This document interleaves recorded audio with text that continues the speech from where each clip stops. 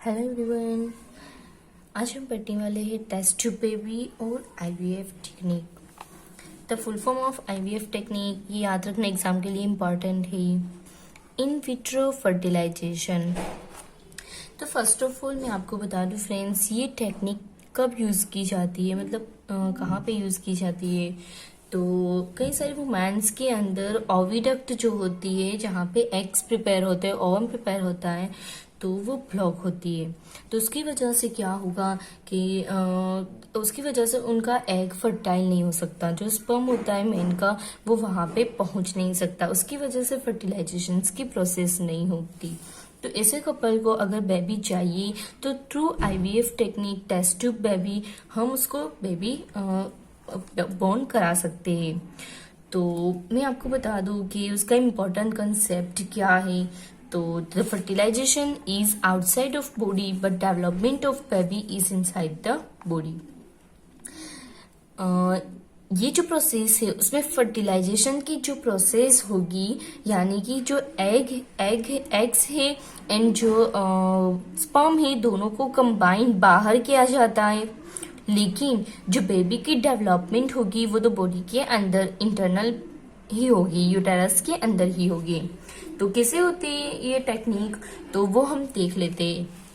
First of all, men have blocked oviduct, so sperms cannot reach the egg for fertilization.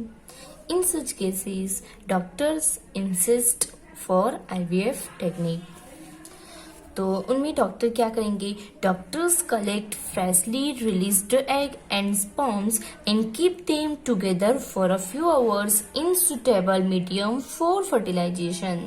Doctor एक freshly egg and sperm को combine रखेंगे थोड़े hours के लिए एक particularly atmosphere medium के अंदर। उसके बाद अगर वो एग्स एंड स्पर्म फर्टाइल हो गए, दोनों कंबाइन हो गए, तो in fertilization occurs the zygote is allowed to develop for about a week and then it is transform to the women's uterus. उसके बाद क्या होगा, अगर ये फर्टिलाइजेशन की प्रोसेस हो गई तो उसके बाद जो जाइगोट प्रिपेयर होगा उसको डेवलपमेंट के लिए थोड़े वीक के लिए, एक वीक के लिए रखा जाएगा ट्यूब के अंदर। उसके बाद जाइगोट प्रिपेयर हो जाएगा तो उसके बाद उसको ट्रांसफर किया जाएगा वुमेन्स यूटेरस के अंदर। जैसे नॉर्मल बेबी यूटेरस के अंदर डेवलप होता है, वैसे ही यहाँ पे जो एम्ब्रॉय होगी उसका डेवलपमेंट होगा और जाइगोट में से फर्टस प्रिपेयर हो जाएगा। फर्टस की जो डेवलपमेंट की प्रोसेस अगर कंप्लीट हो गई, complete development of embryo and then foetus occurs in uterus like any other baby. When the development of fetus is complete, उसके बाद क्या होगा, the woman gives birth to the baby। तो ये जो प्रोसेस हुई, baby is born through IVF technique are called test tube baby.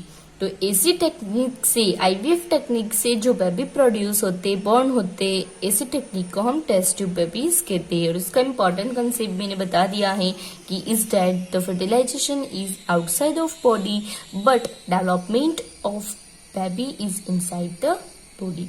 अब students, आपको ये समझ में आ गया होगा।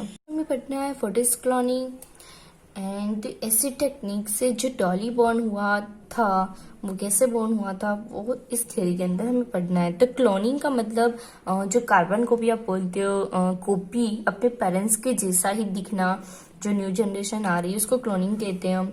तो cloning is the production of an exact copy of a cell, any other living part और कंप्लीट ऑर्गेनिजम्स। एक ऑर्गेनिजम्स के जैसा ही दूसरा एक ऑर्गेनिजम्स की कॉपी बनाना, उसको हम क्लोनिंग कहेंगे। तो ये जो टेक्निक है वो परफॉर्म करने वाली साइंटिस्ट कौन थे भाई, Ian Wilmut and his colleagues at the Roslin Institute in Edinburgh, Scotland. उन्होंने और उनके जो साथी थे, उन्होंने मिलकर ये टेक्निक को बनाई। तो इस टेक्निक में क्या था, तो फर्स्ट ऑफ ऑल मैं आपको बता दूं कि Dolly was the first mammals to be cloned. ये क्लोनिंग की प्रोसेस से प्रोड्यूस होने वाला फर्स्ट मैमल था डॉली। तो उनमें क्या करते कि जो मैमल ग्लैंड है उनमें से, सपोज ये हमारे पास फिन डॉर्सेट फीमेल शीप है और ये है स्कॉटिश ब्लैक फेस शीप। इसका जो फेस है वो ब्लैक कलर का है और ये व्हाइट कलर की शीप है। तो उनमें क्या करेंगे, यहाँ पे जो मेमरी शीप है उसकी सेल लेंगे, मेमरी ग्लैंड में से सेल लेंगे, सेल ऑफ मेमरी ग्लैंड, और यहाँ से भी हम एग्स बाहर निकालेंगे। लेकिन उनमें क्या करना है, आपको जो ओवम है वो एम्प्टी लेना है, जो एग है वो एम्प्टी लेना है, यहाँ से न्यूक्लियस को बाहर निकाल देना है। उसके बाद ये दोनों का जो सेल है दोनों को कंबाइन कर लेना है आपको। तो न्यूक्लियस किसका आया, शीप 1, ये शीप 1 है, ये शीप 2 है, नाम दे दो इसको। तो शीप 1 का न्यूक्लियस लेना है और इसका जो सेल है वो एम्प्टी है। तो दोनों सेल कंबाइन हो गई और न्यूक्लियस आ गया शीप 1 का।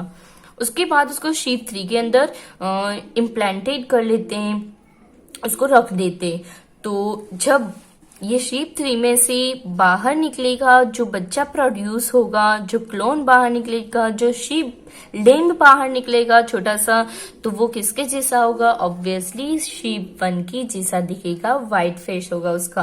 भले ही ये ब्लैक कलर की शीप के अंदर रखा हुआ है, जो शीप 3 है वही ब्लैक कलर की है, इसके अंदर रखा हुआ है आपने, लेकिन उसकी जो क्लोनिंग होगी, उसका जो लिम्ब आएगा वो बिल्कुल शीप 1 की तरह आएगा।